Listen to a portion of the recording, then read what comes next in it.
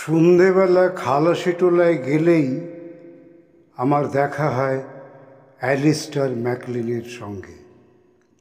ছোলা ভিজে বাদাম আর কুচনো আদা দিয়ে বেঙ্গল ভলেন্টিয়ার্স মানে 50 আপ বাংলা পান করছেন হাসি খুশি।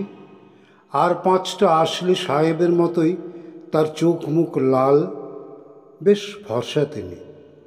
তামাটে দাঁড়িয়ে আছে। বললাম, আপনার নামে এক লেখকের বই আমরা কলেজ ডেজে অনেক পড়েছি। অ্যালিস্টার হাসেন, বললেন, বই? আমি তো লেখাপড়াই জানি না। তিনি জাত খালাসি, এক্স জাহাজি একজন, থাকেন ব্যারাকে। আমি, দেশে যান না কেন?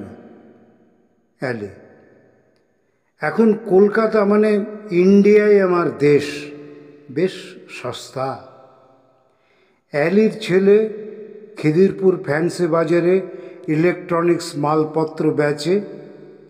প্রথম বউ মারা যাবার পর তিনি বিয়ে করেছেন একজন অ্যাংলো স্কুল শিক্ষিকাকে। তারও একটি সন্তান আছে।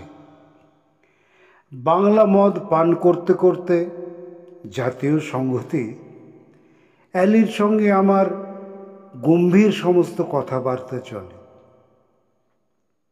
বাড়ি ফেরার সময় সে কোনোদিন আমার থেকে 5 টাকা নেয়, অথবা আমি তার থেকে ঠিক 5টি টাকা।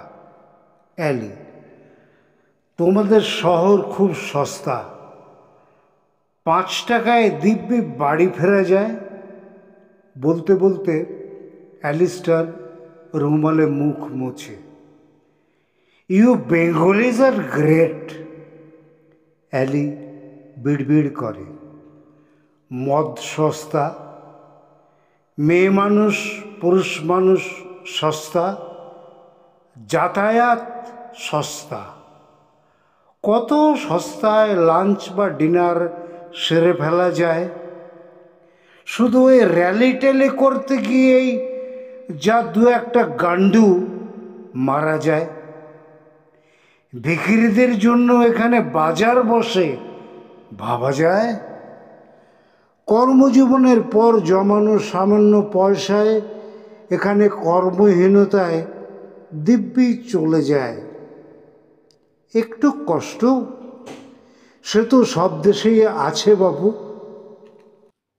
আমরা তার গ্লাসের বন্ধুরা, ভাবুন তো, সবাই মিলে অ্যালিস্টারকে কি কোনো মহাসম্মান বা গান্ধী শান্তি পুরস্কার দেওয়ার জন্য সুপারিশ জানাতে পারি?